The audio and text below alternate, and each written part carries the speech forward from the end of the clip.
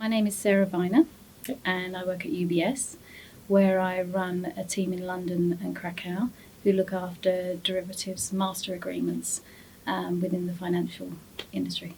I've actually been in the organisation now for 32 years, and when I started as a junior secretary in internal audit. It's completely different, nothing to do with the career I'm in now. I was very lucky in this organisation because I was given the opportunity to move and do other roles, and that included actually looking after trading floors and looking after the futures client service side of things. And then eventually, because of unfortunately where I was ill, taking various breaks, I stumbled into a role looking after some legal documents for some reason. Absolutely not a direct, this is going to be your career. It was more of a case of, we think you'll be good at this. And that's how I started in the legal side. I've been very lucky. I've had incredible managers that have been great. They've directed me and also helped me. I got qualified by the Silex route, which was taking exams that could fit into my schedule, whether it was health or family or work. But the good thing about the Silex route was it was logical and sensible for my situation. Everybody's different. For my situation, it worked because I could use the time that I was on a train to great advantage. So it allowed me to learn on the go while I was in a full-time job, get qualified, and actually feel like I'd achieved something. I could space it and fit it into my schedule. And particularly with being ill, sometimes you can't do it.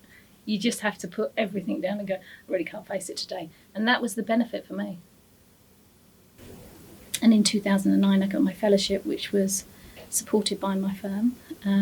They supported me all the way in terms of my education and continuing to learn and adapt. And here I am today. I run a team. I've got solicitors, paralegals and others reporting into me. And I'm a very lucky person. I have a great job in a great place that's always been supportive to me and made me feel like I'm included, even when I've had my hiccups from health issues along the way.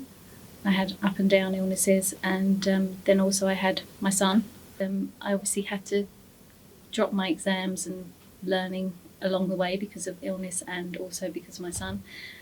But unfortunately, my health condition deteriorated rapidly after that, and in 2001 I had complete renal shutdown and ended up on dialysis 4 times a day, and didn't know whether I was going to survive or not, basically.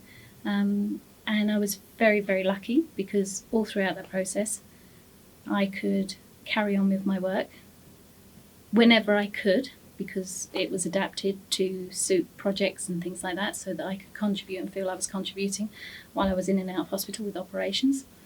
And they also managed to adapt my working day to incorporate dialysis twice a day at work and hospital visits and various things like that, because they listened and were compassionate and understood that I did want to continue to work and to continue to learn.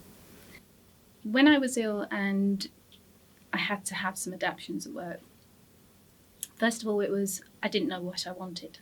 I didn't know what I needed. So I was very lucky because I had people that I went to and I said, this is what I think I need. I've got to try and do dialysis twice a day. How can I do it? And the co-chair of the network, he's also been here 32 years, and he was the one that actually helped organise it with my managers at the time. They organised it in the medical centre and made sure that I had access to it when I needed it twice a day, and that it was always there for me. And if I needed to adapt things along the way, we just worked it out between us. It was communication, collaboration.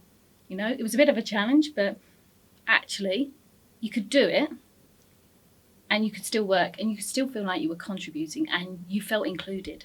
Feeling included is so important to actually show that you're part of a team. The Ability Awareness Network is a network that is there to allow people to come to us if they have any queries, needs while they're working at UBS, or if they've got anything regarding their family. It's all about accessing information and being able to provide some help, guidance that we know of, or put people in touch with other people. It's also because obviously we have to ensure that if somebody comes into the organisation and they have to have some reasonable adjustments, they can either reach out there or they can reach out to their HR person. It depends on the individual, because some people come into an organisation and they may not necessarily say on day one that they need something. You may find out when they've arrived, because that's the way it is. It's life. Or somebody may actually, and this I think is probably where I see it more, because we have an ageing population now. You know, you're actually employed at an organisation and something happens. And during that time when something happens, it is so good to be able to reach out to someone who can help you. I know Larry was amazing for me when I was ill, because nothing was a problem. There was always a solution. There was never a problem. And that's what you need at a time like that. I think everybody's an individual, so everybody, you have to look at their unique situation, because what was right for me may not be right for them. You know, you only have one life, so you've got to live it.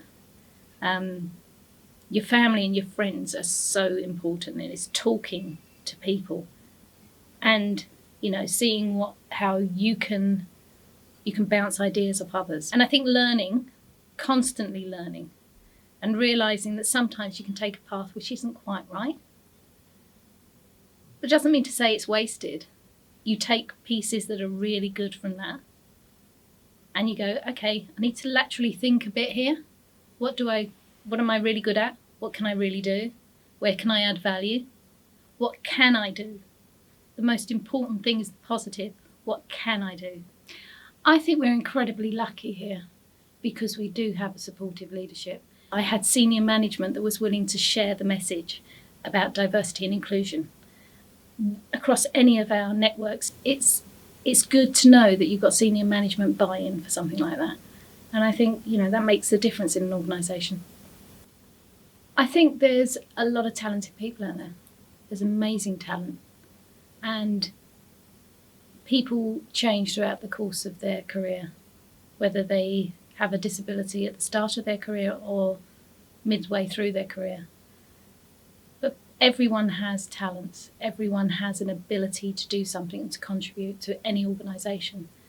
And I think it's good to listen to these people and actually see what value that they can bring to the table. Every organisation is adapting to how they can make adjustments for people. And there's a lot more information now out there, which is fantastic, and people are more willing to share information. So I think it's a case that I would hope organisations are much more accepting, given the media attention to this and the talent that's there and that is actually wasted unless you embrace it.